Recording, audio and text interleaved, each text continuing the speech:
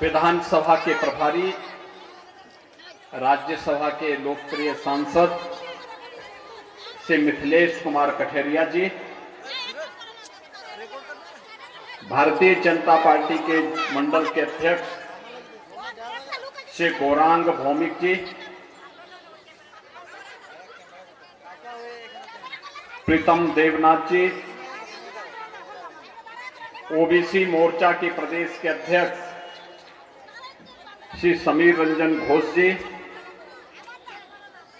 Bharatiya Janata party के लोकप्रिय विधायक और त्रिपुरा विधानसभा क्षेत्र में भारतीय जनता पार्टी के प्रत्याशी श्री सुशांत चौधरी जी, मजलिसपुर विधानसभा क्षेत्र में जुड़े हुए सभी उपस्थित भाइयों बहनों, मैं आप सबका अभिनंदन करता हूं कि 2018 में आप सबने प्रधानमंत्री मोदी जी के आह्वान पर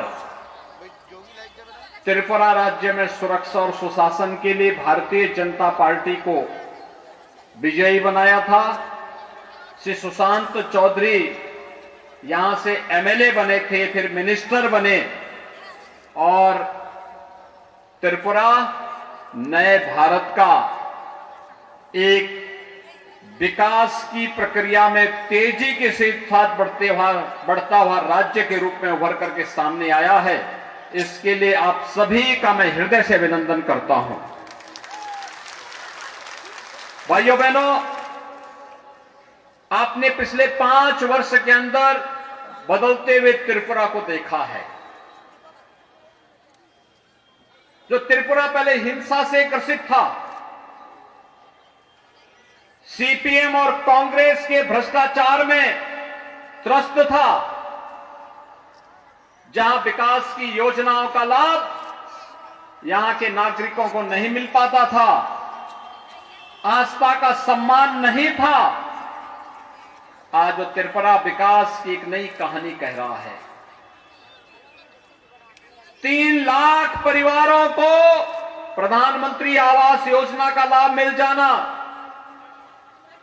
2,70,000 परिवारों को फ्री में एलपीजी के रसोई गैस के कनेक्शन मिल जाना, 2,50,000 किसानों को प्रधानमंत्री किसान सम्मान निधि का लाभ मिल जाना, जल जीवन मिशन में हर घर जल की योजना को लागू होना और हाईवे,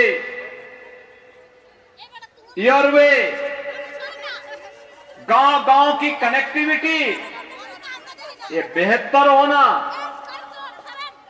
33% वोमेन रिजर्वेशन का लाभ यहां की माता और बहनों को मिल जाना, ये भारतीय जनता पार्टी की प्रधानमंत्री नरेंद्र मोदी जी के मार्गदर्शन में डबल इंजन सरकार का आपके प्रति रिटर्न गिफ्ट है। आपने वोट दिया, भारतीय जनता पार्टी ने विकास और सुशासन का मॉडल आपको उपलब्ध करवाया।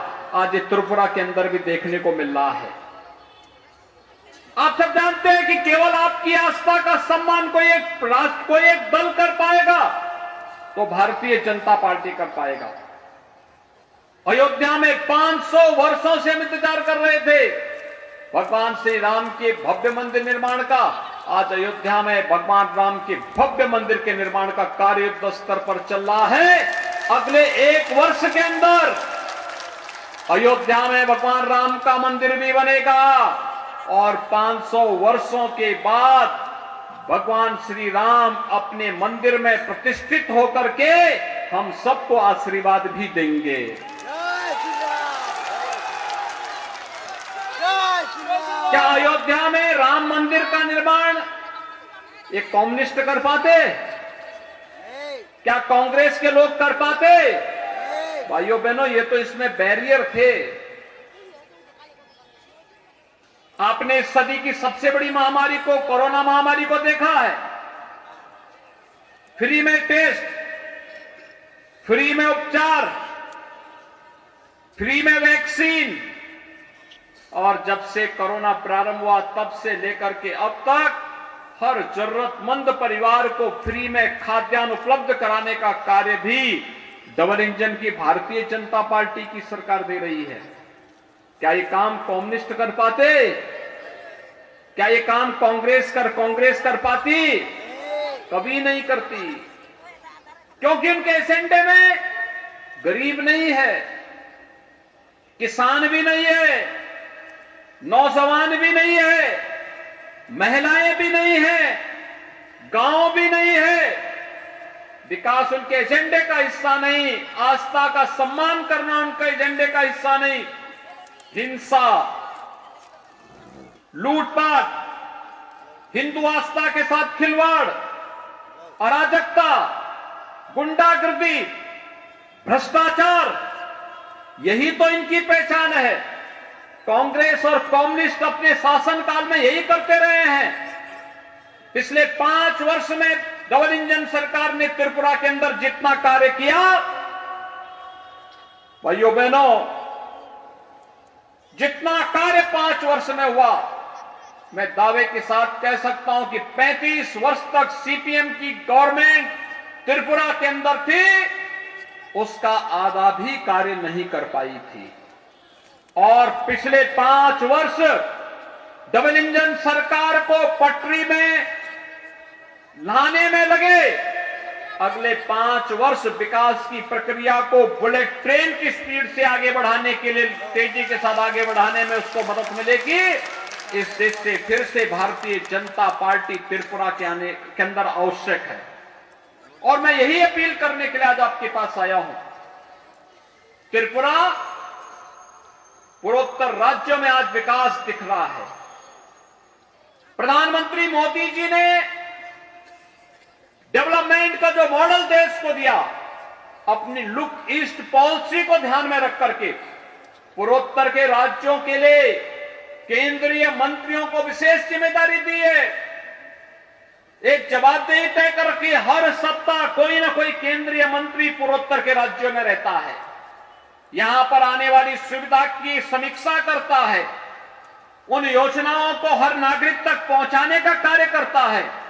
और आज उसी का परिणाम है, प्रधानमंत्री आवास योजना का लाभ हर गरीब को प्राप्त हो रहा है, उज्ज्वला योजना का लाभ प्राप्त हो रहा है, दीनदयाल उपाध्याय ग्रामीण ज्योति मिशन के अंतर्गत हर गांव में बिजली पहुंचाई जा रही है, प्रधानमंत्री सड़क योजना के अंतर्गत हर गांव की कनेक्टिविटी को बेहतर कराया जा रहा है, हर घर में शौचालय उपलब्ध करवाया जा रहा है, और महिला स्वयंसेवी समूह के माध्यम से रिवॉल्विंग फंड उपलब्ध करवा करके एक और महिलाओं को स्वावलंबन की ओर अग्रसर कराया जा रहा है।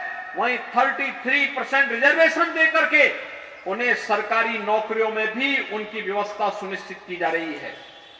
युवाओं के लिए स्किल डेवलपमेंट मिशन के कार्यक्रम आगे बढ़ रहे हैं। तो खेलो इंडिया के नाम पर हर यूथ को स्पोर्ट्स के क्षेत्र में आगे बढ़ने के लिए भी तमाम प्रकार के कार्यक्रम चल रहे हैं। फिशरीज को बढ़ावा दिया जा रहा है।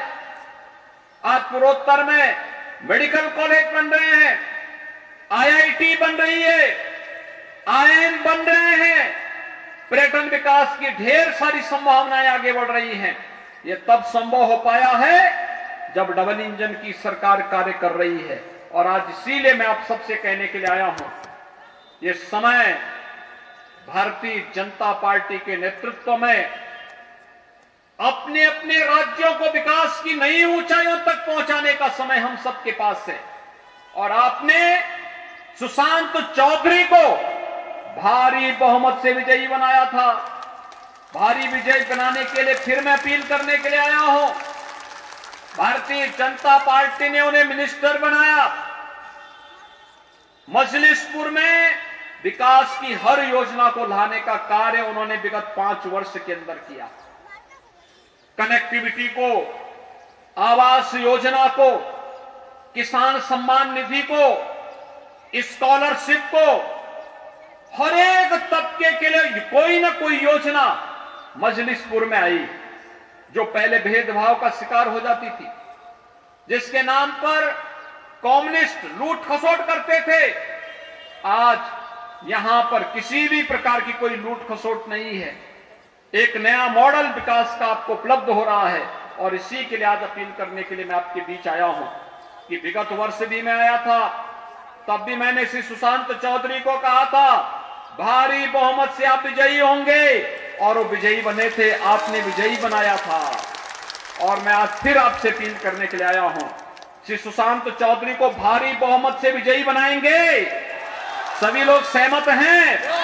दोनों हाथ ला करके मेरे साथ बोलेंगे, दोनों हाथ ला करके सुशांत चौधरी को विजयी बनाएंगे। आप लोग सभी सहमत हैं तो मेरे साथ बोलेंगे भारत माता की, भारत माता की, भारत माता की, वंदे वंदे वंदे, जय श्री राम, जय जय श्री राम।